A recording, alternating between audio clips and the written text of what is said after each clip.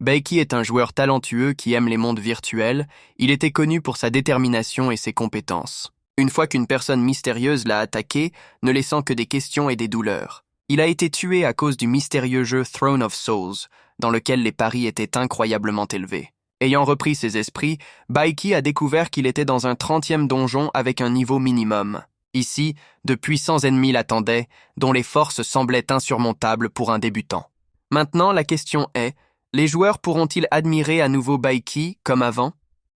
Washin, un streamer populaire, a été le premier à passer par le jeu et a reçu le titre du roi. Mais soudain, un mystérieux étranger l'a attaqué, blessant fortement le vainqueur. Baiki a été emmené de toute urgence à l'hôpital où les médecins se sont battus pour sa vie. Se réveillant, il ne comprenait pas où il était et ce qui lui est arrivé. Autour de Baiki se trouvaient des cadavres, lui faisant l'horreur et la perplexité. La tête du héros a pulsé de douleur, comme si elle était sur le point d'éclater.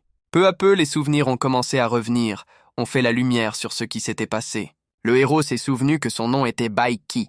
Il avait 20 ans et il était un streamer populaire. Il aimait le trône d'âme, dont l'action s'est déroulée au Moyen-Âge, où un navire extraterrestre avec des technologies modernes a atterri dans une ville ancienne. Baiki a presque atteint le sommet, mais il a été soudainement tué, laissant le rêve de non satisfait. Soudain, il a entendu une voix mystérieuse qui a rapporté qu'il renaît. Baiki s'est rendu compte que cela avait été dit par l'assistant de jeu et il s'est retrouvé dans le monde du jeu. Le héros s'est rendu compte qu'il avait reçu une autre chance de passer le jeu et de corriger ses erreurs. Il a regretté pourquoi il n'était pas entré dans un autre match avec de belles dames. Le héros s'est demandé pourquoi a-t-il été choisi et quels objectifs cette chance poursuit.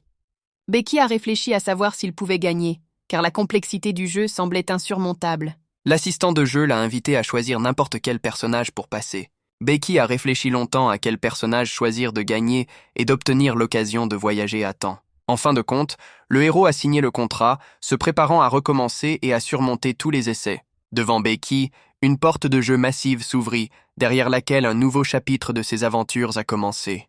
En dehors des portes, il a remarqué les silhouettes des personnes suspendues à l'envers, ce qui lui a provoqué de l'anxiété. Ces héros parlaient, surpris de son apparence, car ils pensaient que Baiki était mort et ne pouvait pas revenir. Parmi les captifs, il y avait Gray, le 30e elfe mag, qui a supplié Baiki de les libérer. Un guerrier nommé Aos, un héros du 22e niveau, était en colère et en vinyle des traîtres dans leur position. Le chat d'Agu du 20e niveau avait l'air déprimé et ne pensait pas qu'il serait sauvé, préférant la mort. La princesse Korolev Mina est suspendue à côté d'eux, étant inconsciente. Baiki a été étonné de reconnaître ces héros, car il était impossible de les rencontrer si simplement, en particulier un débutant. Il a réalisé qu'il était dans une grotte de pleurs, un emplacement conçu pour les joueurs de 20 à 30 niveaux, et il n'était que le premier niveau. Baiki s'est rendu compte que l'intrigue du jeu était brisée. Il devait apparaître dans le village d'Anka Kafranka, destiné aux débutants. Après cela, son chemin était censé traverser la jungle brûlée, conçue pour le 10e niveau. Réalisant la situation actuelle, il a décidé de mettre en place et de chercher un moyen de sortir de la grotte de pleurs. Pour commencer, Baiki a dû choisir un cours de jeu. La grave classe de guerrier a combiné une attaque puissante et une défense fiable, et son arme était une épée et un bouclier. La classe de l'ancien magicien a fourni un équilibre entre l'attaque et le traitement, en utilisant des sorts et des potions. La classe de meurtrier s'est distinguée par une attaque rapide et une dextérité, en utilisant des poignards et des couteaux à lancer. La classe des maîtres des éléments a combiné la bataille proche et lointaine, en utilisant le personnel et l'oignon. Beaucoup méprisèrent le cours de Paria, il n'a commencé qu'avec des chiffons et des matraques, mais avait un potentiel caché. Baiki a choisi une classe de Paria, décidant que vous ne devez pas poursuivre les avantages évidents. Il s'est de nouveau retrouvé dans une grotte qui pleure, avec l'idée que son objectif était de survivre et de trouver une issue. Les héros suspendus à l'envers ont commencé à implorer Baiki de les libérer. Baiki pensait, si cela valait la peine, car les conséquences pourraient être déplorables. Le héros a commencé à supposer ce qui se passerait s'il détachait les captifs. Gray serait heureux que Baiki les ait sauvés, Daga cependant préférait la mort. Le chaos serait furieux à cause du comportement des autres gardes et a essayé d'amener la princesse une mine aux sentiments, car elle est toujours restée inconsciente. Gray, riant sur la colère du chaos, lui dirait d'arrêter l'indignation gonflée. Soudain, Gray serait attaqué de l'obscurité. Les gardes paniquent, ne comprenant pas ce qui se passait. Une hache sanglante est apparue devant eux, le chef du clan des animaux de la peste du 30e niveau. La hache sanglante, dans un instant, était tout dans le sang des gardes. Tous les gardes ont été gravement blessés. Becky, en regardant les gardes blessés, s'est rendu compte qu'il devrait lui-même se battre avec le patron du donjon. Il a décidé qu'au début, il avait besoin de survivre et de vaincre le boss, et il pourrait sauver les gardes plus tard. Becky a refusé de libérer les captifs. Gray et Chaos étaient furieux contre le Baiki, l'appelant stupide et lâche. Becky, sans rien expliquer, a décidé qu'ils comprendraient eux-mêmes les raisons de son acte le moment venu. Se déplaçant plus, Baiki est entré en collision avec le petit de la bête de peste du 5e niveau. Le bébé a déclaré moqueur que Baiki, n'étant qu'un paria du 1er niveau, ne lui menaçait pas. Entre Baiki et le cube, la bataille a commencé. Le petit avec rage a frappé, un par un. Becky n'a guère échappé, mais plusieurs attaques du cube ont néanmoins atteint l'objectif, causant un dommage significatif au héros. Les gardes, regardant la bataille dans un limbo, étaient étonnés de la dextérité de Baiki et qu'il a encore survécu. Malgré le manque d'équipement, Baiki était déterminé à poursuivre la bataille. Le petit de la bête de peste a jeté une bombe dans le héros. Une puissante explosion attonna. Le petit rit, confiant que Baiki a été détruit, mais le héros était toujours conscient. Becky se leva et, rassemblant toutes ses forces, agita un club, frappant le petit directement dans le crâne. Il a dû porter le dernier coup pour terminer la bataille. Le petit de la bête de la peste est tombé, vaincu. Les gardes étaient sous le choc. En tant que paria du 1er niveau, a réussi à vaincre un monstre de 5e niveau. Becky s'est assis sur un monstre vaincu, réfléchissant à la façon de gagner en force afin de vaincre les adversaires plus forts, non seulement au détriment de l'expérience de jeu, mais aussi son propre pouvoir. Ayant examiné ses caractéristiques, il a décidé que la méthode actuelle de gagner de la force par le meurtre de monstres n'était pas assez efficace. Les gardes suspendus, observant sa bataille, ont de nouveau commencé à mendier Baiki pour miséricorde. La princesse Mina, suspendue à côté des gardes, reprend ses esprits. Mina, en regardant le héros, a dit qu'elle respecte son choix, bien qu'elle croie elle-même différemment. Becky a répondu qu'il avait un plan, mais il a préféré ne pas le divulguer, car il était sûr que les gardes ne le croiraient pas maintenant. Le chaos a commencé à être en colère, accusant Baiki d'intimidation, ce qui a provoqué un différend entre les gardes. Le héros a décidé que le salut des gardes n'est possible que s'il pouvait lui-même sortir de la grotte. Inspectant la grotte, Baiki, avec des larmes dans ses yeux, s'est rendu compte que l'emplacement lui était familier et a choisi le chemin. Se déplaçant profondément dans la grotte, il entendit une voix et ressentait une odeur étrange. Un bol parlant est apparu devant lui, qui a dit que pour sortir de la grotte, il doit être brisé. Becky a frappé son club avec son club le cassant. Un homme d'une classe 27 inconnu nommé Gucci est apparu du bol. Gucci a suggéré que Baiki aide à sauver des amis et à la victoire sur les monstres. Soudain, ils ont entendu un bruit et ont vu une bête de peste adulte du niveau 18, dont une odeur de puanteur émanait. Gucci s'est souvenu que c'était ce monstre qu'il avait enfermé dans le bol et a décidé de le combattre. Un combat puissant a commencé entre Gucci et la bête de la peste. Gucci a habilement attaqué le monstre avec son épée. Après une bataille féroce, le monstre a été vaincu. Libéré de son bourreau, Gucci a joyeusement suggéré à Baiki de continuer le chemin. Bientôt, ils sont tombés sur une falaise et ont entendu une voix venant de loin. Baiki a suggéré que c'était la voix de son ami. Le héros s'est rendu compte qu'il n'y avait pas assez de temps et que nous devons nous précipiter pour aider. Gucci a déclaré qu'il connaissait un moyen rapide de surmonter la falaise et avait poussé de façon inattendue Baiki. Becky s'est envolé dans les profondeurs de la falaise.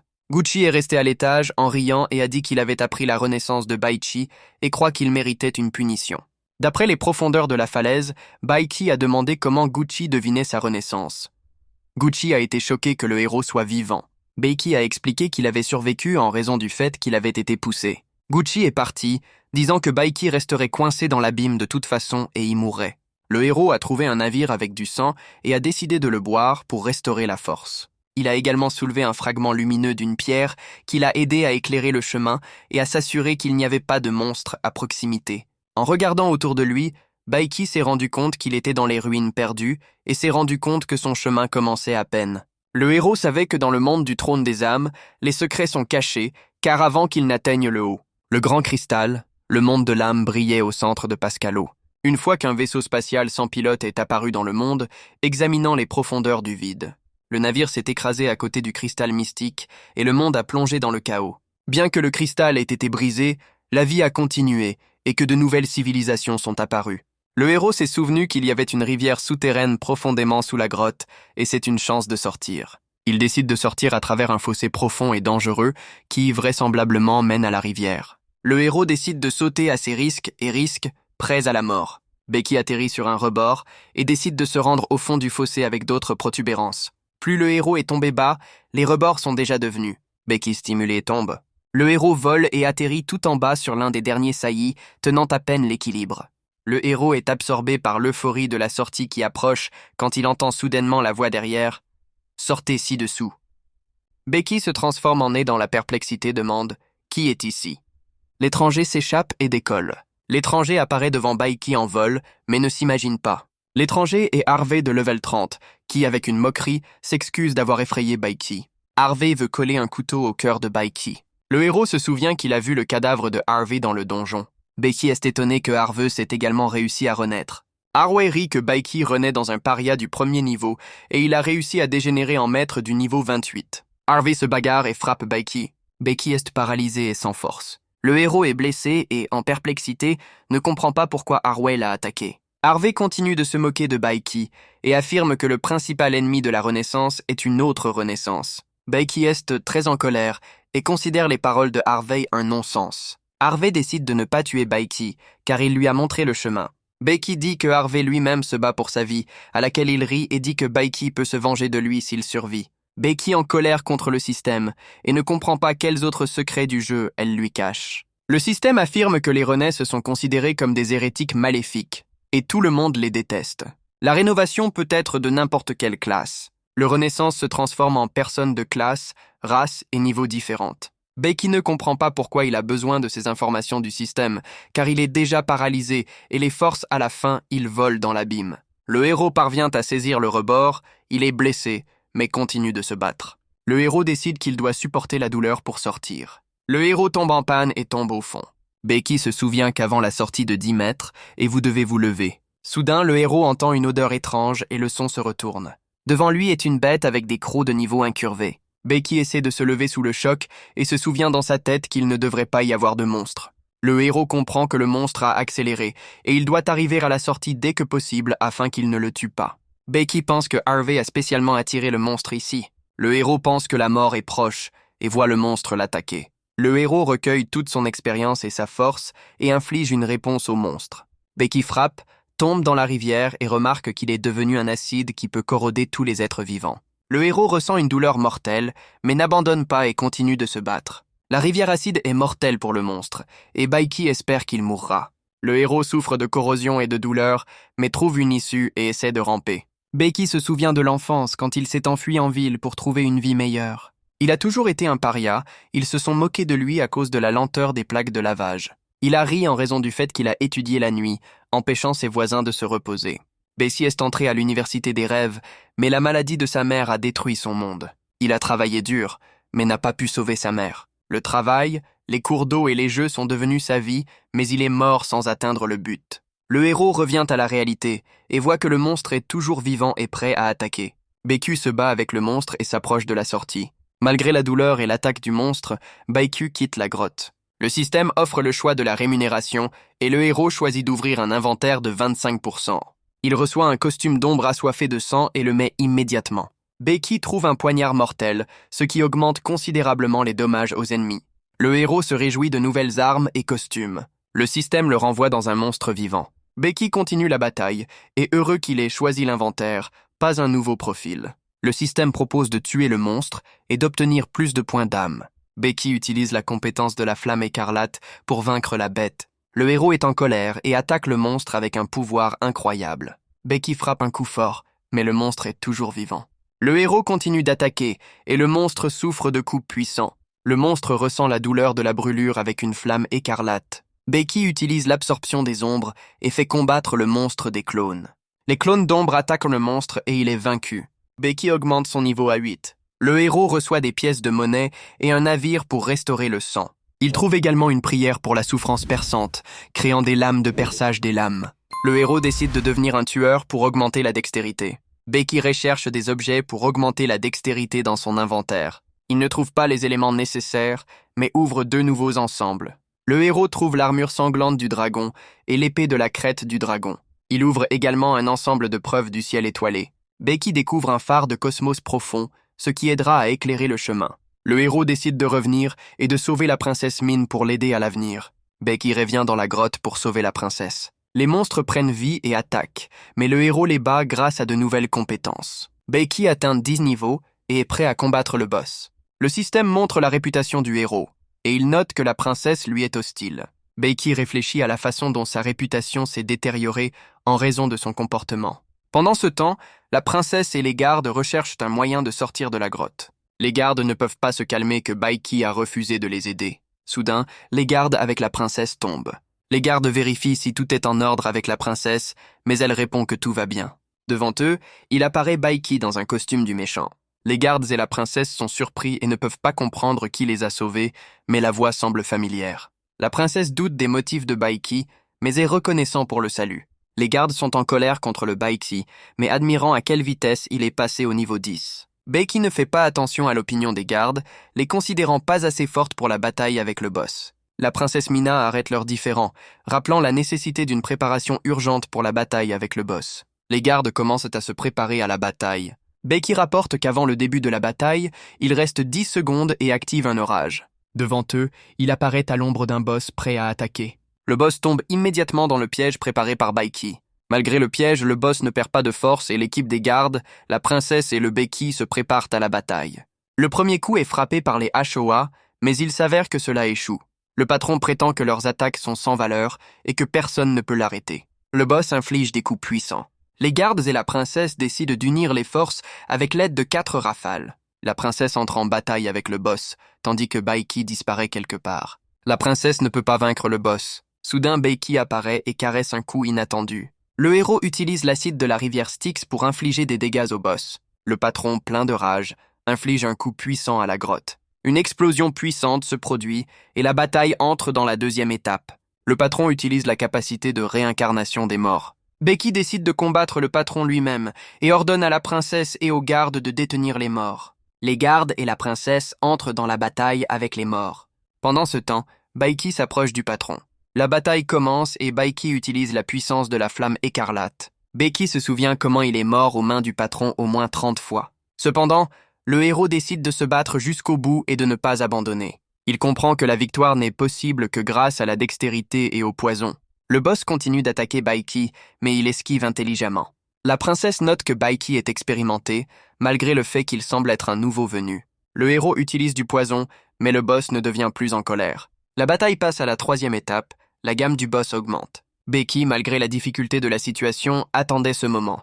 Pendant ce temps, Hoas décide de quitter les gardes et de rejoindre la bataille avec le boss. Le patron se prépare à livrer le dernier coup de Beiki, mais il utilise la morsure de l'ombre et la téléportation.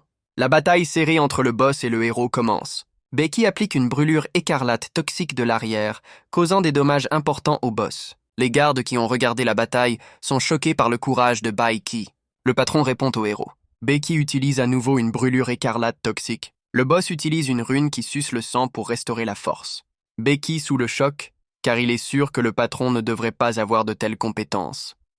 Le jeu présente à nouveau des surprises.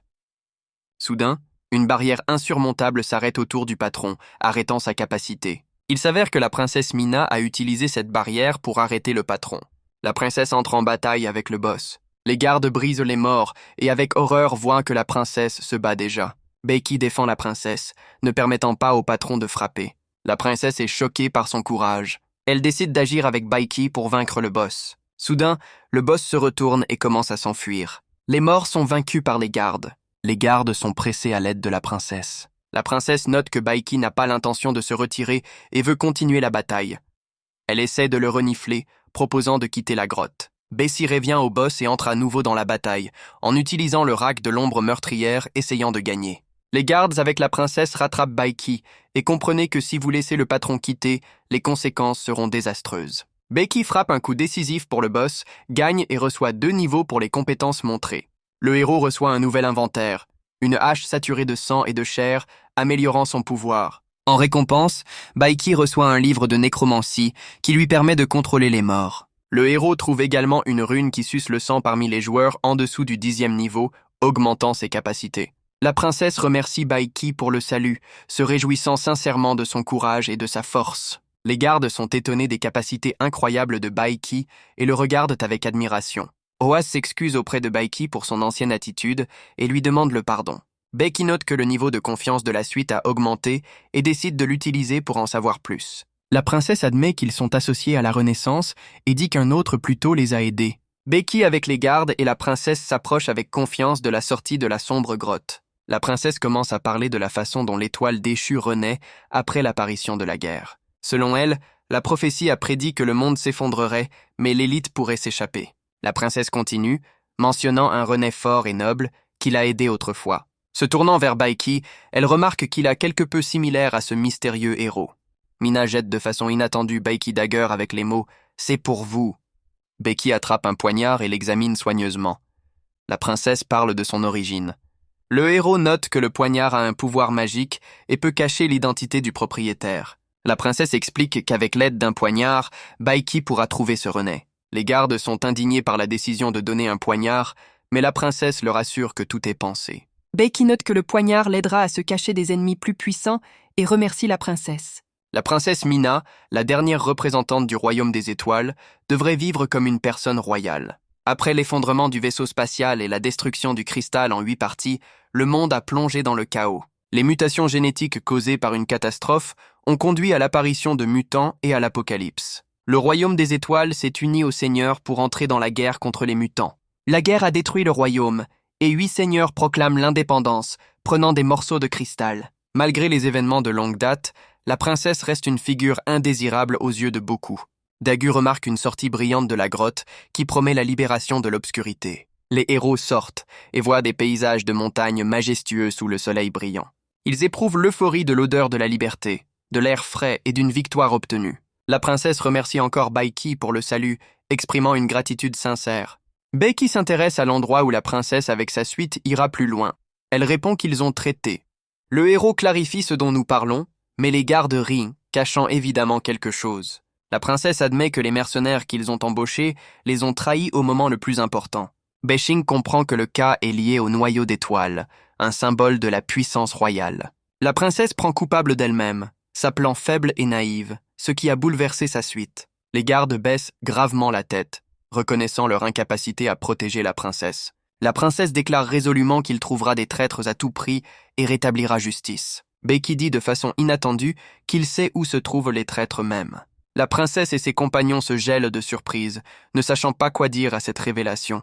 Mina et les gardes ont commencé à parler douteusement, sans croire leurs oreilles. Becky a dit qu'il ne plaisantait pas et ne disait pas toujours la vérité. Becky a pris une mine dans ses bras et l'a assuré qu'il disait la vérité, et c'est où il y a des mercenaires qui lui ont causé du mal. La princesse a décidé de suivre le héros.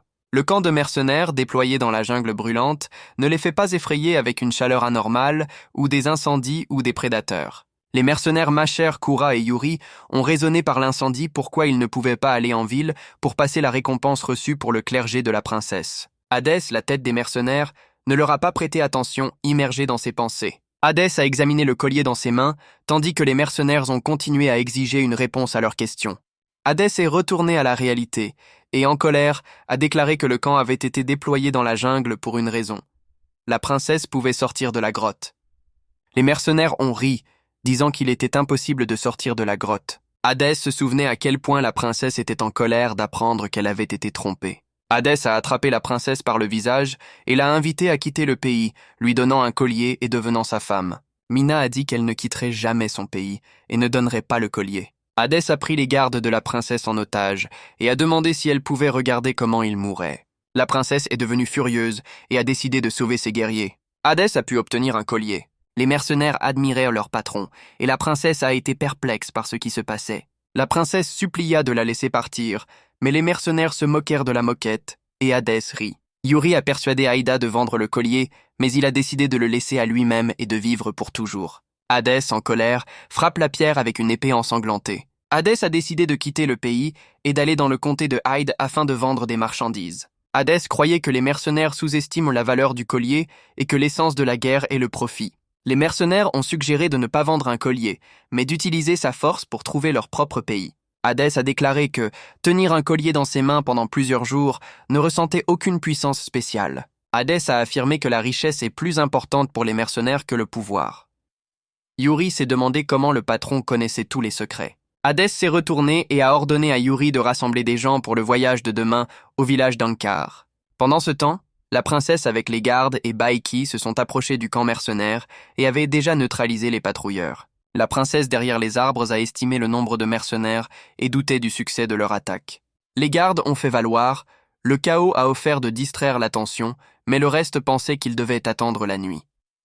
Becky a dit qu'ils avaient un maximum de 3 heures, car ils trouveront bientôt les cadavres des patrouilles. La princesse a suggéré d'abandonner, car elle ne croyait pas au succès. Becky a dit qu'il avait un plan, mais les gardes et la princesse ont réagi à cette sceptique. Becky a dit que leur principal inconvénient est le nombre, mais il sait comment compenser cela. Becky a déclaré que dans les profondeurs de la jungle, il y a un nid d'araignées de feu rouge. Le plan Becky était que les gardes étaient allés au nid et attirent autant de monstres que possible à partir de là, les amenant au camp des mercenaires. Becky a suggéré que les araignées sont déformées pour distraire l'attention des Mukmeurs, mais les gardes ne croyaient pas au succès de son plan. Becky a expliqué qu'il s'agit seulement d'une manœuvre distrayante, et son principal plan est d'attirer les mercenaires du patron de Paruov dans le camp. Les gardes ont déclaré que le plan Baiki était impossible, car il seul connaît le sort de l'invisibilité, et ils ne pourront pas sortir de la bataille inaperçus. La princesse a également exprimé le doute, affirmant que le sort d'invisibilité ne fonctionne que pour un seul, et même si elle l'utilise et qu'elle l'utilise, le reste sera en danger. Le fan Ji, Chaos, a déclaré qu'il était prêt à sacrifier sa vie pour sauver le collier, demandant à Baiki de protéger la princesse. Becky a assuré que si tout le monde suivrait son plan, personne ne mourra. Il a jeté les gardes un petit élément qui scintillait dans les airs. Il s'est avéré être une boîte d'eau de la rivière des ombres, qui donne temporairement l'invisibilité de ceux qui le boivent avec l'effet. Becky a également remis aux gardes la technologie du grand cosmos appelée Whisper of the Gods, qui fonctionne comme un talkie-walkie avec un rayon d'action jusqu'à 1000 mètres. Puis il a remis la grenade gelée, avertissant qu'elle était dangereuse et pouvait congeler non seulement les adversaires, mais aussi l'utilisateur lui-même. Les gardes ont été étonnés de la générosité de Baiki et ont surpris où il a obtenu des objets aussi rares. Becky a expliqué qu'il les avait acquis sur la plateforme de trading et qu'il en restait trop peu, ils devaient donc être utilisés judicieusement. La princesse a noté que même les rois ne sacrifieraient pas des objets aussi rares pour les autres. Elle a parlé de la Magic Academy of the Great Cosmos, qui a essayé de créer des copies de ses articles, mais ils ne pourraient jamais dépasser les originaux. L'Académie a transformé ses développements en armes et les a vendus à ceux qui ont offert le plus grand prix, ce qui a conduit le monde au chaos. Ces articles étaient très appréciés sur le marché noir, où ils coûtent beaucoup d'argent. Becky a soudainement demandé si la princesse vendait de tels articles sur le marché noir, qui était dû à laquelle elle avait perdu de l'argent et un collier. Cela l'a amenée dans une rage, et elle a exigé une explication de l'endroit où il le savait. Becky a répondu que son objectif était d'aider la princesse à tout retourner et lui a demandé de ne pas s'inquiéter. La princesse a remercié Baiki, gênée par ses paroles qui lui ont insufflé. Becky a reçu la tâche d'aider la princesse à retourner le collier, mais les lunettes de récompense n'étaient pas suffisantes pour débloquer son compte, et il a décidé de se concentrer d'abord sur son salut. Le système lui a offert 3 options pour les actions, mais Baiki a reporté un choix pour aider la princesse. Il a ordonné aux gardes de se préparer à la bataille et d'aller dans le tanière des araignées, à laquelle ils ont convenu. En approchant du nid, Fanji a commencé à marcher sur les œufs de l'araignée, remarquant comment il croussaient. Le reste des gardes a rejoint cette leçon, offrant à la princesse à essayer. La princesse a strictement rappelé que ce n'était pas le moment du divertissement et a ordonné de détruire autant d'œufs que possible pour attirer les pattes. Les gardes ont commencé à respecter sa commande, bien que le Fanji ait exprimé des doutes. Bientôt, ils ont réalisé qu'ils n'avaient aucun autre plan. Soudain, une énorme araignée est apparue devant eux, un patron des araignées rouges. La princesse a ordonné aux gardes de reculer et d'utiliser les objets que Baiki a donnés au camp des mercenaires. Pendant ce temps, l'araignée s'est approchée du camp et Baiki s'est rendu compte que la première partie de son plan avait fonctionné. Il a commencé à distraire l'araignée avec du bruit et est entré dans la bataille avec elle. L'araignée a pris la fille et a dit à Baiki qu'il était une personne inhabituelle. Elle s'est approchée de lui et a proposé de rester avec elle pour quitter la progéniture, car il a détruit toute son araignée. Becky a refusé de la frapper. La fille s'est de nouveau transformée en araignée et a déclaré qu'elle offrait simplement à Baiki pour mourir. La bataille s'est poursuivie et en voyant que l'échelle de la haine du boss a atteint le maximum, Baiki a décidé de s'échapper, car son objectif était de ne pas combattre le boss. L'araignée l'a rattrapé et a bloqué le chemin. Elle a jeté un toile sur lui et Baiki a remarqué que de telles capacités dans les araignées sont apparues récemment. L'araignée a commencé à le taquiner, appelant un lâche pour tenter de s'enfuir. Baiki a décidé de la surpasser, disant que son chef avait reçu l'ordre de se procurer de la soie et a ajouté qu'il n'avait pas peur d'elle. En apprenant qu'à proximité il y avait un camp de 30 mercenaires, l'araignée s'est intéressée à l'idée de les utiliser pour la reproduction et chasser pour Baiki. Becky s'est rendu compte que son plan fonctionnait et grâce à des connaissances précédemment acquises, espérait atteindre son objectif. Pendant ce temps, l'araignée a rattrapé les gardes et la princesse qui s'est enfuie vers le camp des mercenaires. Le plan consistait à entourer le camp des mercenaires d'araignées de 4 côtés. La princesse a donné l'ordre de se disperser et les araignées ont commencé à poursuivre les gardes dans différentes directions. À cette époque, Hadès, chef du détachement des mercenaires, a découvert les gardes morts. Inspectuant leur corps, Hadès a remarqué que les blessures ne restaient pas par la bête, mais par un poignard. Hadès s'est demandé qui pourrait avoir de telles compétences de l'environnement de la princesse, car, à son avis, il n'y avait pas de combattants expérimentés parmi eux. À ce moment, l'un des gardes a déclaré que les monstres avaient fait irruption dans leur camp. Le garde blessé a confirmé que les monstres venaient de tous les côtés et ont ajouté que dans la foule, il a remarqué une femme qui a disparu aussi rapidement qu'elle est apparue. Hadès est devenu furieux, réfléchissant à la façon dont la princesse a réussi à sortir et ce qui se passait du tout. Les araignées ont attaqué le camp et les mercenaires, incapables de leur résister, ont commencé à paniquer pour s'enfuir. Le Speederboss a attaqué Aïda. Les autres mercenaires ont essayé de riposter, sans comprendre pourquoi les araignées ont attaqué, car leurs nids étaient suffisamment loin. Les mercenaires ont vu comment Baiki s'enfuit de l'araignée et s'approchait du camp. En désespoir de cause, ils ont commencé à prier leur chef pour obtenir de l'aide dans la lutte contre les araignées. Hadès a ordonné de saisir l'argent et de courir, expliquant qu'il était impossible de gagner des mercenaires d'araignées à demander ce qui arriverait au reste. Hadès se retourna, son regard était plein de colère, il a répondu que le reste survivrait s'il y avait de l'argent. Réalisant leur chef, les mercenaires ont commencé à courir après lui, fuyant les araignées. Soudain, le polyboss a bloqué leur chemin. L'araignée a assommé les sacs d'or des mains des mercenaires, et les pièces se sont éparpillées partout. L'araignée a remarqué que le garçon, Baiki, avait raison sur le grand nombre d'hommes dans le camp et a déclaré que personne ne partirait ici en vie. Elle a commencé à dissoudre les cocons, transformant le camp en piège. Les mercenaires et les Hadès n'ont pas laissé de tentative pour sortir du piège. Hadès pensait qu'il pouvait aider la princesse, car, à son avis, elle ne se serait pas tournée vers quelqu'un de plus fort qu'elle pour obtenir de l'aide. Pendant l'évasion, Hadès a remarqué Yuri qui a attrapé le bord de son manteau et a supplié le salut. Hadès poussa sans pitié Yuri directement dans les pattes du parachi. Hadès pensait qu'il ne pouvait pas faire confiance à Yuri et a décidé qu'il devait fuir l'araignée. Hadès a décidé d'utiliser la foule comme couverture pour échapper à un, regrettant la perte de son argent. Hadid a couru vers la jungle, réalisant combien de temps il a rassemblé son équipe de mercenaires et à quelle vitesse il l'a perdu, mais il avait toujours un collier. Soudain, au loin, il a vu la silhouette de la princesse et s'est figé en plein choc. Hadès a décidé d'attaquer la princesse de l'arrière, la laissant une chance et a frappé. Cependant, le coup n'a pas atteint l'objectif. La princesse a utilisé les technologies de l'espace profond Hadès de comprendre où elle a obtenu de tels objets. À ce moment, quelqu'un a attrapé Aïda par derrière, a mis un poignard à la gorge et a dit que tout était beaucoup plus compliqué ici qu'il ne le pense. Hadès se tourna brusquement et essaya de frapper son ennemi. Hadès a vu que son adversaire était le même garçon et a commencé à rire à son visage, croyant que son adversaire serait plus fort. Entre Aïd et Baiki, une bataille a commencé, dans laquelle tout le monde a montré ses compétences. Baiki a habilement échappé au coup, frappant Aïda avec sa vitesse, car il ne croyait pas qu'un rival aussi rapide n'était que de 10 niveaux. Becky a admis que ce plan avait été conçu spécifiquement pour se battre avec Aïda 1 contre 1. Hadès a demandé pourquoi Baiki n'avait pas tout de suite pris un coup mortel, à laquelle il a répondu qu'il était dans une position non rentable. Hadès s'est mis en colère que le garçon en savait trop sur ses faiblesses et a décidé de le mettre fin. Hadès a lancé le coup et Baiki n'a pas eu le temps d'esquiver toutes les attaques. Hadès était sûr que Baiki était condamné, mais le garçon se leva soudain. Becky a porté un coup puissant et a déclaré qu'il était plus important de non pas de l'expérience et de la force, mais des compétences. Hadès a assuré que ses compétences étaient développées au maximum et à Baiki seulement au niveau 10, et ont menacé de le tuer, puis de la princesse. Becky a déclaré que depuis qu'il a osé sortir en un, cela signifie qu'il a un moyen de gagner. Hadès a ri et a demandé comment le gars allait le faire. Becky a été retiré par le Seigneur de la Force, qui a permis d'utiliser des compétences de 50 niveaux pendant 3 minutes. Becky a activé les capacités du Fighter Shadow, exhortant les démons d'ombre à travers une rupture dans l'espace. Hadès a ri et a dit que toutes les choses que Baiki possédait le deviendra bientôt dès qu'il le tue. Les adversaires sont entrés en collision dans une bataille puissante où tout le monde s'est déroulé en totalité. Avec l'aide de ses compétences, Baiki a vaincu Hadès, terminant la bataille en sa faveur. Les démons de l'ombre ont attaqué une Aïda affaiblie, lui ajoutant la souffrance. Hadès a essayé de sortir de l'environnement et de s'enfuir, mais a été arrêté.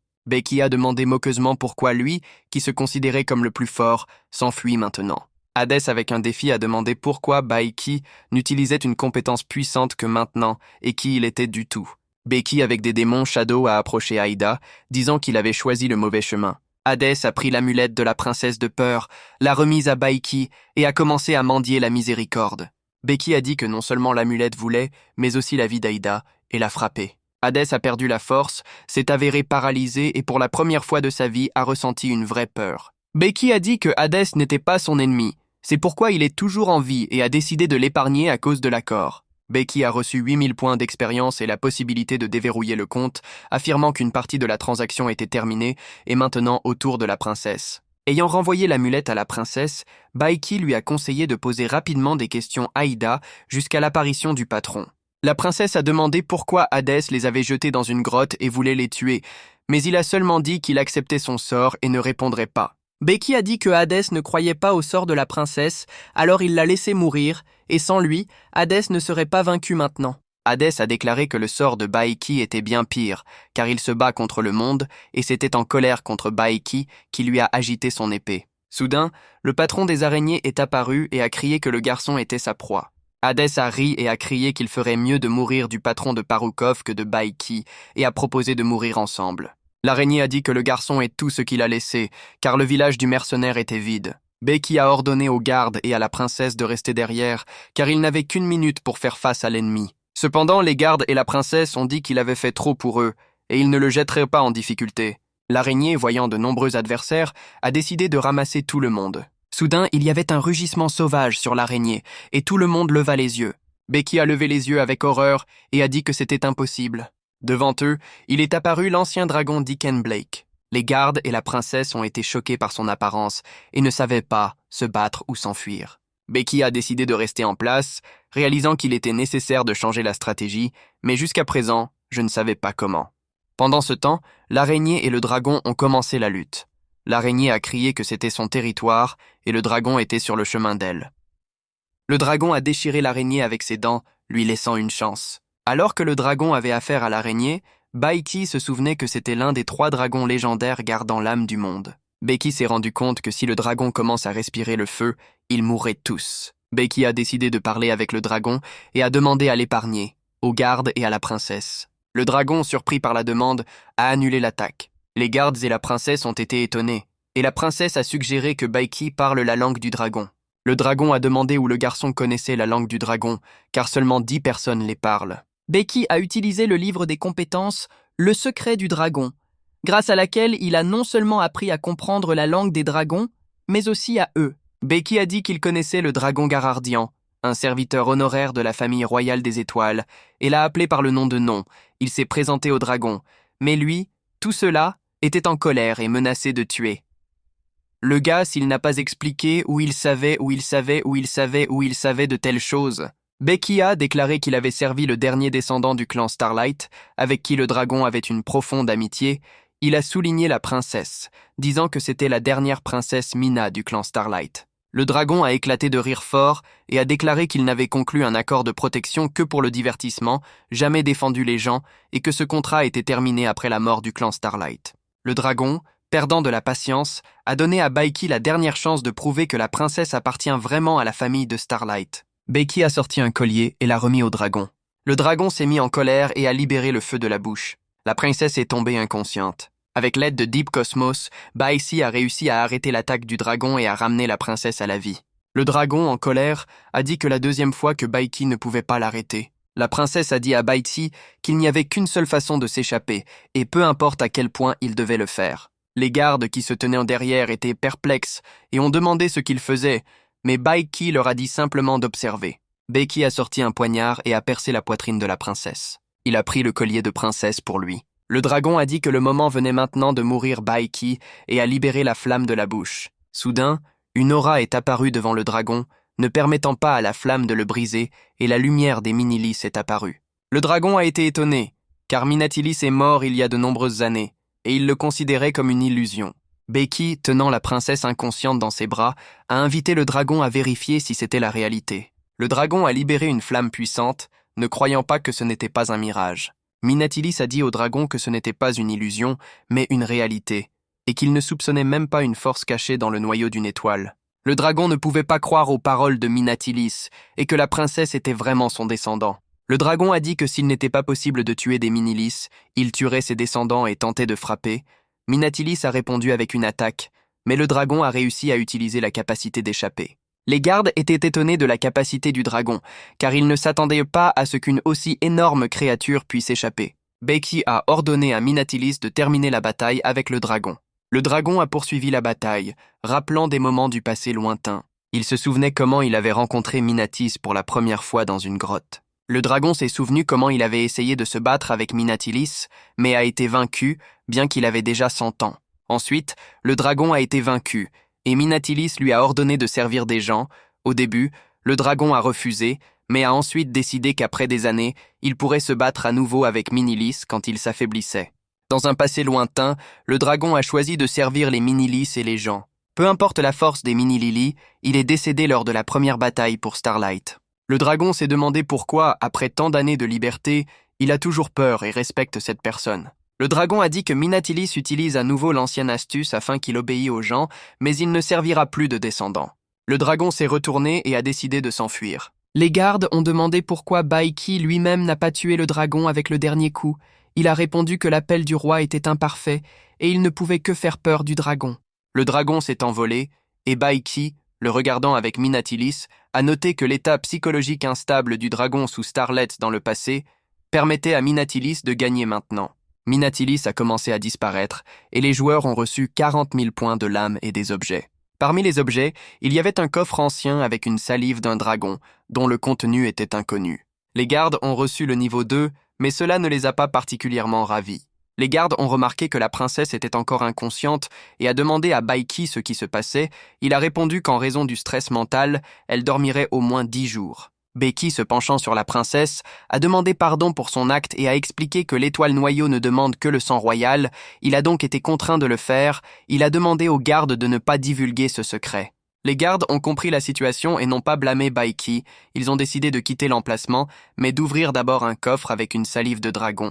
Les gardes et Baiki ont commencé à douter de savoir si le coffre est un piège. Becky a suggéré que dans la poitrine, il pourrait y avoir un imité, un monstre muqueux dévorant des aventuriers. Becky se souvenait de ses échecs passés lorsqu'il a été tué à plusieurs reprises, explorant de nouveaux jeux. Les gardes ont demandé à Baiki de faire attention, et il a décidé d'ouvrir un coffre. Becky a renversé la poitrine de la poitrine avec son pied. Des pièces ont renversé la poitrine avec une fontaine qui était tout étonnée. Les gardes et Baiki ont reçu les pièces du premier roi. Parmi les découvertes, il y avait la clé de l'exil, ouvrant la porte à un donjon caché. Une carte avec les coordonnées du donjon a également été trouvée. Parmi les articles, il y avait une cloche d'appel, capable de faire participer l'esprit des morts à la bataille. Les gardes ont été étonnés de la valeur des découvertes et ont réalisé à quel point ils sont riches maintenant. Becky a suggéré de donner toutes les pièces aux gardes et de prendre le reste des objets pour lui-même. Les alliés ont accepté la proposition de Baiki et l'ont invité à les accompagner. Les gardes ont déclaré qu'ils se dirigèrent vers l'abri du baron Robbie, comme ils l'avaient prévu, car la princesse était trop faible. Becky a rappelé qu'il connaissait bien le baron Robbie, le célèbre noble de la principauté d'Elin, riche et possédant un personnage mixte dont la famille s'épanouit grâce à la miséricorde de la famille royale de Star, qui exclut l'inimitié à la princesse et le rend capable d'assurer un abri sûr. Becky a dit qu'il allait au village d'Anka et n'irait pas avec eux. Gray a été surpris pourquoi Baiki se rend à une telle distance, mais d'autres gardes ont suggéré qu'il avait ses propres plans. Les gardes ont dit au revoir à Baiki, lui offrant de les rejoindre plus tard. Becky a demandé aux gardes de donner à la princesse ses excuses et a noté que sa réputation avait augmenté. Becky a décidé que le village d'Anka était un endroit approprié pour réfléchir à d'autres plans. Anka était un village dirigé par un aîné qui a bien organisé des nouveaux arrivants. S'approchant du village, Baiki a vu la lune rouge dans le ciel et a noté un silence suspect. Il a remarqué que la route du village était abandonnée et qu'il n'y a personne autour. Soudain, Baiki a entendu un cri et s'est rendu compte que quelque chose s'était passé dans le village. Il a couru pour découvrir ce qui se passait. Un sacrifice s'est produit dans le village. Un gars avec un bâillon dans sa bouche était allongé sur une boîte enchaînée et 3 personnes se tenaient autour de lui dans les manteaux, prononçant des mots étranges. Le gars a essayé de sortir, mais les gens des Mantles ont soulevé ses vêtements et versé le contenu du pot sur l'estomac. La banque était un mucus avec un petit lézard, semblable à un dragon nouveau-né. Le dragon siffla et relâcha le feu directement sur l'estomac du gars. Le gars se tordait de douleur. Soudain, un poignard volant est tombé dans le dragon, le tuant. Les gens des manteaux ont regardé autour de lui perplexes, sans comprendre ce qui se passait. Becky est apparu et a demandé qui ils étaient et ce qui se passait ici. Les gens des manteaux ont remarqué que l'animal sacré avait été tué et l'a appelé un trouble. L'un d'eux a crié que Baiki avait tué l'animal sacré de l'étoile des insectes. Il a ordonné de tuer Baiki et d'utiliser son corps pour l'incubation du don de Star Mother. Becky entre dans la bataille avec des gens dans les capes. Les masques volent des gens dans les manteaux et Baiki voit des tatouages qui signifient le déni du renouveau. L'un des vagabonds survivants du manteau prend un insecte et utilise le don sacré de l'étoile de la mère des insectes. Il y a une tournure d'une personne en insecte, mais Baiki le sait déjà. Devant Baiki apparaissent de personnes mutées Nasek. Baiki comprend qu'il ne peut pas inhaler des neurotoxines en poudre qui sont utilisées en mutonnant les personnes couchées, car elles provoquent des hallucinations. Les habitants mutés exigent que Baiki se rend, mais il continue de se battre. Baiki décide d'utiliser toutes ses forces et ses armes afin de vaincre les personnes mutées et demande qui est leur chef. Baiki tue 2 personnes ascensionnées avec un seul coup, qui jette le reste des autres personnes. Baiki demande à nouveau qui est le chef de l'ascension et qui les a inspirés de l'idée de l'ascension, mais la personne du manteau refuse de répondre et déclare que Baiki mourra pour la provocation du village. Baiki décide que l'étranger devrait recommencer le jeu et le tue d'un coup. Baiki reçoit des points et un insecte muté bavard, qui, avec son son désagréable, fait sortir des parasites de n'importe quel corps. Baiki pense, s'il est relancé, alors pourquoi prendre des risques et répandre quelque chose dans un village de bas niveau, comme Kafarunga? Le parasite du cosmos profond est apparu d'une larve inconnue apportée par des navires extraterrestres. Après l'accident du navire, la larve s'est échappée et s'est unie à différentes espèces, provoquant une catastrophe génétique. La larve a 3 types de symbiose avec le propriétaire. Au premier, le propriétaire décède immédiatement. Dans le second, le parasite est presque invisible. Et avec le troisième, une mutation est causée. Après symbiose, la larve conserve l'esprit du propriétaire, formant un esprit collectif pour la survie et la distribution.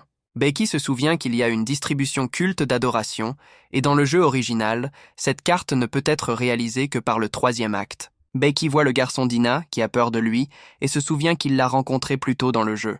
Dans le jeu original, Dean était un enfant gay avec un potentiel élevé, qui a tous suivi Baiki. Dean seul a fait face à des sangliers, rêvant de devenir aussi étonnant que Baiki. Baiki ne croit pas que cela puisse arriver à Dean et lui dit qu'il ne fera pas de mal s'il dit ce qui s'est passé. Dean, avec un regard fou, commence à dire que ceux qui n'ont pas écouté le vieux village ont été tués ou enfermés dans le sous-sol, et que sa mère était également là, et il a réussi à s'enfuir à peine pour appeler à l'aide. Dean, obsédé par l'objectif de sauver sa mère, se dirige vers le village, et Baiki utilise une laune de niveau moyen pour suivre Dina en 1 heure. Becky ne veut pas croire que le chef du village a fait tout cela et décide d'examiner ce qui se passe en détail pour savoir qui est vraiment derrière. Becky arrive au centre du village et voit qu'elle a plongé dans l'obscurité, mais il a fermement l'intention de la sauver. Pendant ce temps, Dean arrive au sous-sol, où sa mère et tout le monde tiennent, mais remarque qu'un château est accroché à la porte, ce qui est difficile à briser. Dean essaie de briser la serrure à l'aide d'une arme, mais rien ne sort pour lui et il se blâme pour la faiblesse. Mère voit Dean et dit qu'il court pendant qu'il a une telle opportunité, car ils ne peuvent pas être sauvés. Dean répond qu'il ne les quittera pas et essaie de briser la serrure de toutes ses forces. Baiki apparaît, qui explique que le château est enchanté par la magie et qu'il est inutile de le casser, mais si Dean veut sauver sa mère et le reste, il doit l'écouter. Dean déplace le chemin de Baiki, demande qui il est, dit qu'il n'est pas de la principauté d'Elina et exige que Baiki gère. Bessie répond qu'il n'était qu'un passant qui a décidé de sauver ses terres indigènes et n'a rien à voir avec la principauté, puis demande à Dean s'il sait où se trouve le lieu de rassemblement des insectes humanoïdes en mutation. Dean répond qu'il ne sait pas avec certitude, et Baiki décide d'utiliser Dean comme appât pour entrer dans leur abri et attirer les insectes mutés, ce qui mène Dina à un choc complet. La mère de Dina supplie de les quitter et de s'enfuir du village avec son fils, mais Dean pense à l'offre de Baiki sur l'appât. Dean décide d'accepter le plan Baiki. Baiki est heureux que Dean reste audacieux, malgré toutes les circonstances, et lui dit de le suivre. Alors que Baiki part, Die avec ses subordonnés apparaît près du sous-sol.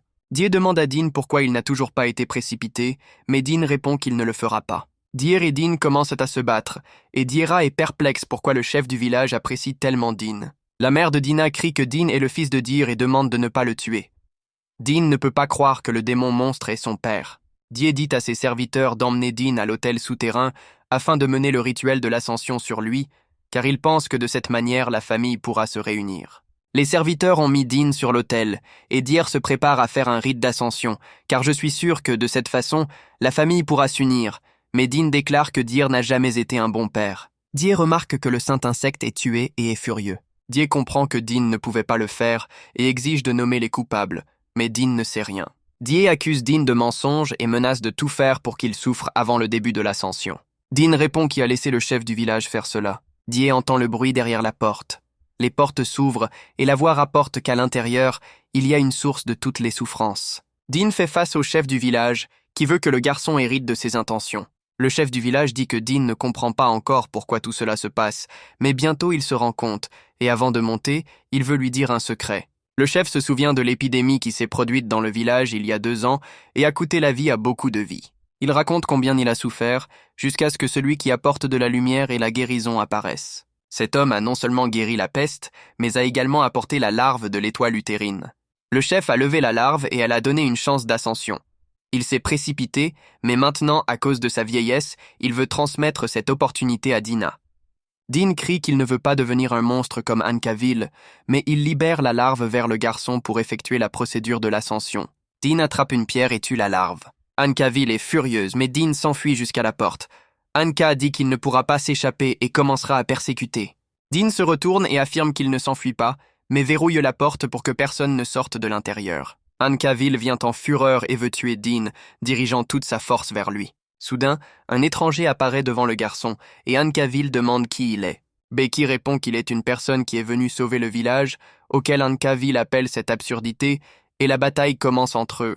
Ankaville dit qu'il fait tout pour le futur village, mais Dean, se cachant derrière l'autel, crie que la transformation de toutes les personnes en monstres n'est pas un avenir. Ankaville produit du gaz paralysant pour que Dean et Becky ne puissent pas sortir. Becky et Dean couvrent la bouche de bandages afin que le gaz ne pénètre pas leurs poumons. Ankaville veut utiliser le corps de Becky comme incubateur pour un utérus sacré, mais ne comprend pas pourquoi son poison ne fonctionne pas. Becky met un 3e type de masque de nettoyage, ce qui lui permet de respirer et rend les gaz inoffensifs. Becky met également le 1er type sur Dean, qui le soulage de la douleur et vous permet de respirer. Ankaville continue la bataille, se demandant pourquoi son gaz ne fonctionne pas. Becky se souvient comment l'aîné du village l'a sauvé alors qu'il était allongé à la porte inconscient et comprend qu'il ne restait plus rien de cet homme. Le chef est finalement devenu fou. Becky se souvient comment le chef lui a demandé de rester dans le village pour la principale et de la défendre. Il se souvient également de la façon dont le chef l'a laissé partir, disant qu'il attendait de grandes choses et a parfois conseillé de se souvenir du village. Maintenant, Becky envoie Starrott lors du dernier voyage, lui infligeant un coup puissant. Des dernières forces, Ankaville déclare qu'il ne peut pas mourir, car il doit protéger le village. Soudain, la conscience de Becky se connecte à la conscience d'Ankvilla. Becky voit comment Ankaville a accepté le rite de l'ascension. Revenant à la réalité, Becky réfléchit sur le véritable but du Renesse. Ankaville, mourant, dit que chaque sort a le passé et demande à Becky de protéger le village pour ses relations précédentes. Becky ne répond rien, ne frappe que le dernier coup, plongeant les plus âgés. Becky reçoit une récompense. La vieille clé rouillée du village, le cristal de l'insecte sacré et les cendres du chef du village. Becky prend le cristal de l'insecte sacré et dit que jusqu'à présent, il ne peut pas répondre à la demande du chef. Son objectif principal est de protéger les civils et que ceux qui mutaient sont détruits. La conscience de Becky se connecte à nouveau à un autre fragment et il voit une grotte souterraine. Becky remarque un fragment de l'âme du monde. Il voit le créateur qui dit que si Becky n'a pas peur de la mort, il doit le suivre, puis disparaît. Becky décide qu'il ne peut pas manquer cette vision, mais ne sait pas où chercher le créateur. Pendant ce temps, les domestiques du village vont se venger du criminel qui a tué son chef. Près du village, il y a un corps de combat des religieuses de Rosa, qui remarquent que quelqu'un est arrivé dans le village avant eux, mais l'une des religieuses ordonne de détruire complètement le village, quoi qu'il arrive. Les religieuses tombent sur des personnes mutées qui les attaquent. Entre les personnes mutières et les religieuses, commence la bataille dans laquelle les religieuses gagnent. Pendant la bataille, les religieuses voient que le village cache d'autres secrets, en plus de muter les gens, et décident de comprendre ce qui se passe. Becky pensait que la famille du vieil homme ne défendait pas seulement le village toute sa vie, mais gardait le fragment de l'âme comme un objet de foi, ne soupçonnant même pas le vrai pouvoir qui s'y cachait. Le Renesse savait quelle force était dans le fragment et comment il peut être utilisé exactement. Le fragment de l'âme, pensait Becky, était l'un des plus hauts trésors de ce monde, qui n'a pas d'égal. Bien que le fragment sous le village ait été pollué, sa purification pourrait permettre la création d'un énorme État. Il a décidé qu'il l'avait fait pour prendre possession de ce fragment. Dean, qui se cachait, a couru pour rencontrer Baiki avec des cris de gratitude, croyant que depuis le principal coupable, le chef du village est mort, le village a été sauvé. Baiki a déclaré que le village n'a pas encore été sauvé, car de nombreuses personnes ont muté et qu'ils doivent être détruites, y compris le père de Dina. Ces mots ont profondément bouleversé le garçon. Dean a refusé de tuer des gens, en particulier de son père, car quoi qu'il en soit, il lui a donné la vie. Soudain, Dean et Baiki ont entendu frapper à la porte. Ce sont les gens et le père de Dean qui allaient les tuer afin de venger le village du village. Dean a entendu que les gens voulaient aussi tuer sa mère. En apprenant que son père les soutenait, Dean s'est rendu compte qu'il était en vain espérant son repentir et a décidé de se venger. Détermination complète, Dean a demandé à Baiki de le laisser infliger le dernier coup à son père pour mettre fin à cela. Baiki a pensé au fait que Dean n'est pas seulement un PNJ, mais une personne dotée d'humanité. Malgré cela, il n'était pas faible. Dean et Baiki ont ouvert la porte et sont sortis pour rencontrer les ennemis. Dean a vu que son père tenait sa mère en otage et allait la tuer. Dans rage, Dean a appelé Die à l'humanité et ne pouvait pas comprendre pourquoi il voulait tuer sa mère. Die a répondu qu'après l'élévation, ils se sont débarrassés des sentiments humains. Il a proposé d'échanger la clé que Baiki a prise du chef à la liberté des otages. Baiki a décidé d'utiliser la connaissance de Die sur la clé en sa faveur. Baiki a accepté l'accord. Il donnera la clé en échange de la libération des gens.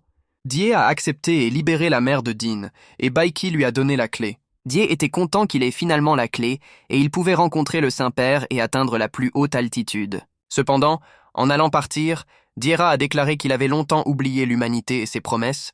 Il a ordonné à ses serviteurs de tuer Baiki, Dina et sa mère. Baiki a dit calmement qu'il pouvait facilement retourner la clé et rejoint la bataille avec les mutants. Die a été choqué par le pouvoir de Baiki et a ordonné à ses serviteurs de se battre jusqu'au bout. Die a essayé de s'enfuir, mais a rencontré un autre serviteur qui a dit que tout leur peuple avait été tué et que le village a été attaqué. Die a deviné que c'était le travail des sœurs Rosa et que la principauté d'Elina les a vraiment envoyés. Les sœurs de Rosa sont apparues devant lui et le Liloya épineux a donné l'ordre de tuer Dier et tous ceux qui font des affaires sombres. Liloya est allée à Baiki et a remarqué que l'odeur étrange qu'elle ressentait dans le village vient de lui. Baiki a pensé pourquoi ces étranges femmes sont apparues et ont réalisé qu'il serait difficile de prendre possession du fragment de l'âme du monde.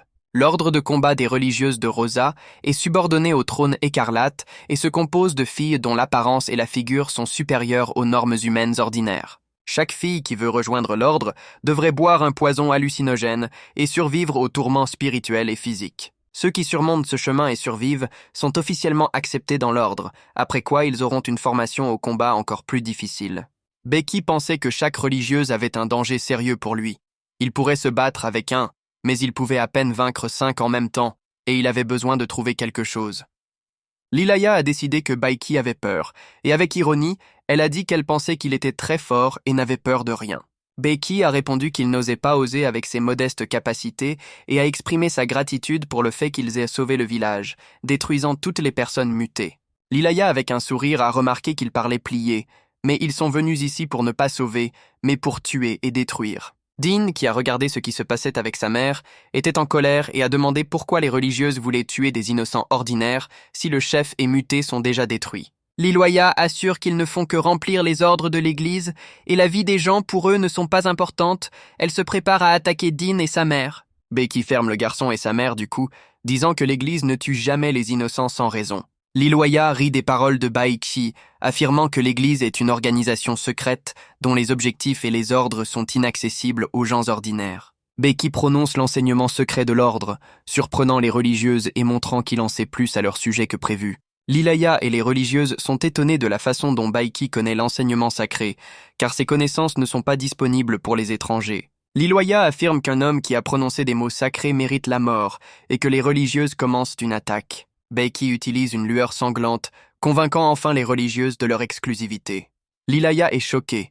L'enseignement et l'emblème ne peuvent pas être un accident. Les religieuses s'inclinent contre Baiki sans comprendre comment il a reçu le sanctuaire. Baiki dit qu'il voulait communiquer avec les religieuses comme égales, mais maintenant il révélera les cartes et remettra en question la décision de l'Église. Liloya affirme qu'ils ne tueront pas de civils, mais transmettront leurs informations à l'Église pour décider. Die note que l'attention des religieuses et du Baiki est concentrée les unes sur les autres et s'enfuit pour trouver le saint professeur. L'une des religieuses remarque l'évasion et essaie d'attaquer Dier, mais Baiki bloque son chemin. Becky permet à Die de se cacher, réalisant que sinon il ne découvrira pas où se trouve le fragment de l'âme du monde. Liloya accuse Baiki d'avoir violé des lois pour protéger les criminels et décide de l'attaquer. Baiki utilise la compétence de l'invisibilité, surprenant Lilay avec ses capacités. Lilaya ressent l'énergie de Baiki en pensant « laissez-le quitter ou le retrouver afin de tuer ». Lilaya décide de libérer Baiki afin de l'attraper plus tard, de tuer et d'augmenter son rang avec son trophée. Becky comprend que les religieuses organiseront un piège pour lui et décide d'ouvrir un compte supplémentaire pour la préparation. Becky est activée par un chef du leader qui ouvre des opportunités pour créer une ville forte. Il se réjouit que l'ère de la civilisation soit ouverte, mais se rend compte que cela n'aidera pas à résoudre la crise actuelle. Becky notait que 25% des articles sur le compte sont disponibles, il décide de les trouver pour renforcer sa force de combat. Die ouvre la porte secrète et se rend au Saint-Père, signalant que des étrangers ont été capturés dans le village et ils ont tué Starro. Pendant ce temps, Dier demande au Saint-Père de lui donner la force de détruire les envahisseurs et de venger le village. Le Saint-Père est d'accord, affirmant que Dier a prouvé sa loyauté et commence le rituel. Dans le processus de transformation de Die, il devient un boss, un bourreau sacré des insectes mutants. Pendant ce temps, le gardien du temple et ses serviteurs à la porte du lieu saint discutent d'une décision injuste. Ils sont indignés que le chef a donné la clé à une personne qui n'a pas pu faire face même à sa propre famille et décident de l'emmener. À ce moment, Dira apparaît derrière les portes sous le couvert d'un patron et prétend qu'ils ne pourront pas le vaincre. Le boss attaque le gardien et les serviteurs, croyant qu'ils deviendront une excellente nourriture pour renforcer sa force. Le patron se réjouit de son nouveau pouvoir et veut se venger des religieuses, Baichi, et détruire tous les habitants du village. Soudain, Beiki apparaît devant Boss et affirme qu'il est venu le combattre. Le patron se demande comment Beiki a trouvé cet endroit, mais croit qu'il va faire face à lui sans difficulté. Il attaque Beiki, confiant dans sa victoire, mais remarque que Beiki ne reçoit pas de dégâts. Becky reste indemne, ce qui provoque la perplexité du patron. Le patron ne peut pas comprendre comment un niveau de niveau 10 peut résister à ses coups. Becky explique que sa force cachée est égale au niveau 30, bien que le niveau ouvert n'est que de 10. Le patron s'affaiblit, mais il reste vivant, et Becky décide de partir pour que Dean puisse tenir une promesse et porter le coup final. Le patron est furieux que son fils va le tuer, et regrette qu'il n'a pas fait cela en premier. Les paroles du patron ressemblent à Becky au sujet de son père, qu'il a jeté ainsi que sa mère alors qu'il n'avait que 5 ans. Becky revient de souvenirs, réalisant que vous devez abandonner le passé afin de vous concentrer sur le présent. Le boss prévient que seul le propriétaire clé peut ouvrir la porte du temple, et Becky a raté sa chance. Soudain, Lilaya apparaît et écrase facilement le boss avec son talon, prenant la clé. Lilaya s'adresse à Becky avec la question de ce qui est derrière la porte. Becky répond qu'il ne sait pas lui-même et est surpris que l'église s'intéresse à une récompense mineure. Lilaya dit que le contenu à l'extérieur de la porte appartient à l'église et elle s'intéresse à Becky lui-même et laisse le patron du combat. Le patron rit, affirmant que personne ne peut comprendre le pouvoir du Saint-Père et sa force. En ce moment, Dean apparaît et se prépare à porter un coup décisif au boss. Le patron demande à Dean de retourner la vie et la chair qu'il lui a donnée pour devenir un bon garçon. Dean ignore ses demandes et ses frappes. Le corps du patron commence à fondre de l'eau pourrie de la rivière Styx. Dean bat le boss, recevant un nouveau niveau pour la destruction de l'ennemi. Lilaya rit, se demandant comment le garçon a pu tuer son père et demande ce qu'il ressent. Becky défend Dina, ressemblant à Lilac, qu'elle, comme personne d'autre, devrait comprendre ses sentiments. Lilaya ne comprend pas de quoi Becky parle, mais éprouve soudainement un mal de tête sévère, en voyant les images du passé. Les religieuses s'inquiètent de Lila, mais elle revient à ses esprits, ne comprenant pas quel genre d'image était sous ses yeux. Becky dit que ses souvenirs ont été effacés, mais elle est spéciale, donc certains fragments ont été conservés. Entre-temps, Becky dit à Dina de s'enfuir. Le garçon l'écoute. Lilaya taquine Becky, affirmant que ses tentatives de recevoir la clé étaient vaines. Becky offre le violet pour ouvrir la porte elle-même, ou lui transférer la clé si elle a peur. Lilaya passe la clé du moine, ordonnant d'ouvrir les portes, disant qu'elle est plus intéressée par ce qu'elle veut obtenir un qui acheté à l'extérieur de la porte que leur contenu. La religieuse ouvre la porte et le mécanisme de protection fonctionne. Un coup puissant étonne les religieuses et Lilé, qui pense que c'est une embuscade. Lilaya est choquée par le fait qu'ils étaient vivants après un tel coup et comprennent qu'il y a quelque chose d'important à l'extérieur de la porte. La curiosité prévaut sur Lilaya et elle, avec les religieuses, fait un pas en avant. Becky dit que c'est exactement ce qu'il a réalisé, avertissant que quelque chose d'inconnu et de dangereux les attend devant la porte. Les héros voient devant eux un fragment de l'âme du monde, brillant dans les profondeurs de la salle. Lilaya décide que ce trésor devrait appartenir à l'Église et rêve de la gloire que son retour apportera. Becky reçoit la tâche du jeu pour obtenir la propriété du fragment de l'âme du monde, réalisant qu'il ne sera pas facile de le réaliser. Soudain, Bugis, le Saint-Père des Reborn, apparaît devant eux et déclare que depuis qu'ils sont venus ici, la bataille est inévitable. Lilaya est sûre qu'ils pourront gagner un boss avec un niveau aussi bas. Cependant, la religieuse prévient que l'artefact a fait un signal alarmant qui signifie qu'ils renaissent devant eux. Lilaya, sous le choc, comme le Reborn pourrait être ici, et ordonne aux religieuses de supprimer les restrictions de combat maximales. Becky réfléchit à l'endroit où l'ordre a des objets pour suivre le Reborn, et grâce à la princesse Mine pour l'artefact transmis, il dit aux religieuses d'entourer et d'attaquer le boss. La bataille commence, et le patron est sûr qu'il peut faire face à tous les adversaires. Lilaya et les religieuses ne comprennent pas pourquoi leurs attaques ne causent aucun préjudice au boss. Le patron utilise son sang, qui commence à corroder les corps des religieuses, ce qui leur fait une douleur insupportable. Becky se rend compte qu'il ne sait rien de la Renaissance et décide d'utiliser les religieuses pour identifier les forces et les faiblesses du boss. Les religieuses utilisent leurs capacités, le pouvoir des épines pour restaurer l'énergie, le pouvoir des épines de la guérison, le discours du démon nocturne d'augmenter le pouvoir magique et le signe sanglant du sacrifice pour renforcer l'attaque. Lilaya décide que pour le bien de l'Église et de la reine, ils sont obligés d'obtenir un fragment de l'âme du monde et ordonne aux religieuses de tuer le Renaissance. Les religieuses, inspirées par l'ordre, se précipitent résolument à l'attaque contre le boss de Renaissance. Bugis rit, appelant leur tentative en vain et prédisant le sort des PNJ ordinaires. Bugis utilise du gaz toxique qui paralyse les religieuses et arrête leur attaque. Le poison provoque des hallucinations et des illusions, troublant la conscience des religieuses. Lilaya commence à souffrir de l'action du poison, en voyant des images de son passé. Dans ses visions, Lilaya rencontre une personne qui l'accuse de la mort de son enfant et essaie de l'étrangler, appelant la sorcière. Lilac semble également être un liquide entre les mains, qu'elle est ordonnée de boire pour le rite du renouveau, disant qu'elle est l'enfant de Bajay et devrait l'adorer. Dans ses visions, Lilaya est convaincue que Bajay lui a donné une nouvelle vie, mais se rend compte que son nom est étranger à elle et que tout cela est une illusion. Se réveillant, Lilaya comprend qu'elle a presque trahi sa foi et se sent dégoûtante. Elle crie aux religieuses pour se réveiller et n'a pas permis à Bugis de contrôler leur esprit.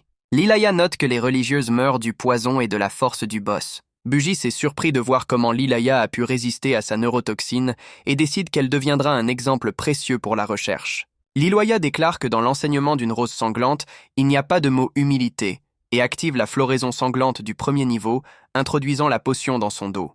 La floraison sanglante est la capacité unique de l'ordre de combat des religieuses, qui a 3 niveaux. La potion faite de roses mutées stimule le corps, vous permettant d'obtenir de nouveaux sommets de force. Bugis est étonné des capacités de Lillois et décide d'utiliser ses 4 satellites contre elle avec le 3e niveau caché, transformant les religieuses mortes en monstres. Lilaya entre dans la bataille avec les sœurs tournées, prononçant la prière de l'ordre de l'exploit, la victime et le retour des âmes dans le sang et les roses. Bugis, frappé par sa cruauté, décide de la combattre personnellement, activant la lumière violette symbolisant son pouvoir.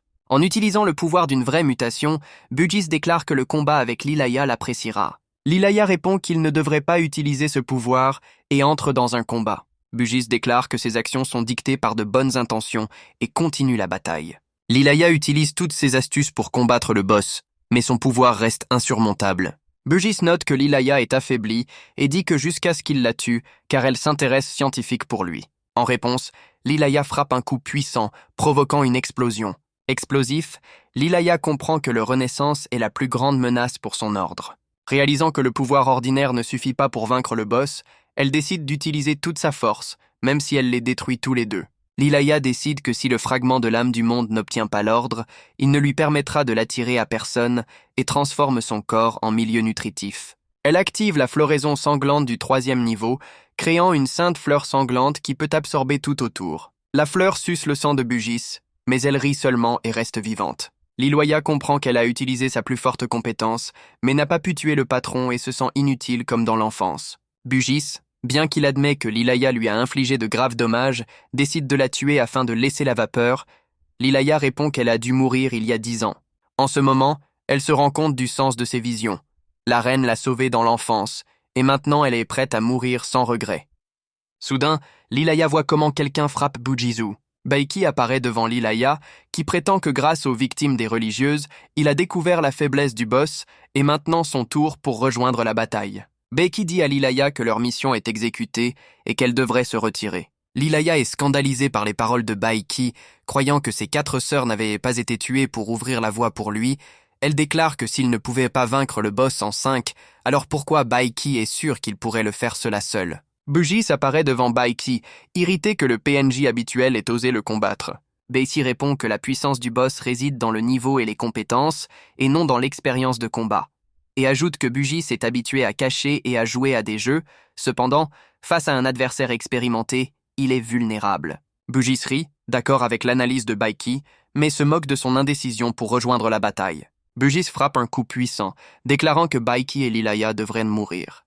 Baiki attrape Lilac dans ses bras et essaie de la sauver. Surprise, Lilaya déclare qu'elle n'a pas besoin de son aide, mais Baiki explique que les Reborn sont un énorme danger pour l'ordre. Baiki utilise son expérience pour atteindre le niveau de base, ayant reçu 7 niveaux supplémentaires, et devient dégénéré. Lilaya est choqué par la façon dont Baiki a réussi à devenir René, et est surpris pourquoi les dispositifs d'avertissement n'ont pas réagi à lui. Bugis comprend que la capacité de Baiki à cacher l'essence du Reborn est exceptionnelle, et regrette qu'il ne rejoignait pas le camp de Dark Reborn. Baiki se rend compte que le camp de Dark Reborn s'est organisé qu'il ne le pensait, et ce n'est pas seulement une bataille royale, où tout le monde est pour lui-même. Bugis dit qu'il n'est pas obligé d'expliquer aux débutants les règles, mais laisse entendre que le meurtre de Baiki lui permettra d'obtenir ses capacités uniques. Baiki remercie sarcastiquement le patron pour l'explication, affirmant qu'il n'a pas besoin de ses capacités et se prépare à frapper. Lilaya, observant de côté, commence à comprendre où son sentiment spécial est venu à Baiki, son aura diffère du René ordinaire. Baiki analyse la profession de lanceur d'insectes, qui est l'ancienne symbiose du magicien et de nombreux types de parasites. Il est confiant dans ses actions, mais décide toujours de se retirer. Bugis remarque ceci et se moque, appelant une retraite, un signe de panique Baiki. Baiki active la capacité d'une coupe rapide de foudre, ce qui augmente sa vitesse et attaque rapidement l'ennemi. Lilaya est frappé par la vitesse de Baiki et est sûr qu'avec ses compétences, il peut vaincre même un ennemi si fort. Bugis, avec un défi, accepte de jouer dans le jeu de vitesse avec Baiki. Bugis utilise la capacité une propagation de mutation à 100 enfilés, ce qui assure la vitesse maximale. Confiant dans sa victoire, Bugis se prépare à infliger un coup mortel. Baiki évite un coup dû à sa vitesse, ce qui est supérieur à celui du boss. Bugis est confus. Il ne comprend pas comment Baiki parvient à esquiver si sa propre vitesse a atteint la limite. Baiki explique que le patron n'a pas suffisamment d'expérience de combat, sa profession est limitée et qu'il ne sait rien de son adversaire. Baiki ajoute qu'il a utilisé la compétence d'une étape de l'ombre. Baiki applique une incision par foudre, affaiblissant les Bugis. Enragé, Bugis déclare qu'il allait se cacher sous terre jusqu'à ce qu'il se renforce, mais ses plans ont violé la même chose que lui, renaissant. Bugis active la capacité finale, l'appel des insectes, créant de nouveaux abonnés et les donnant une vie plus élevée.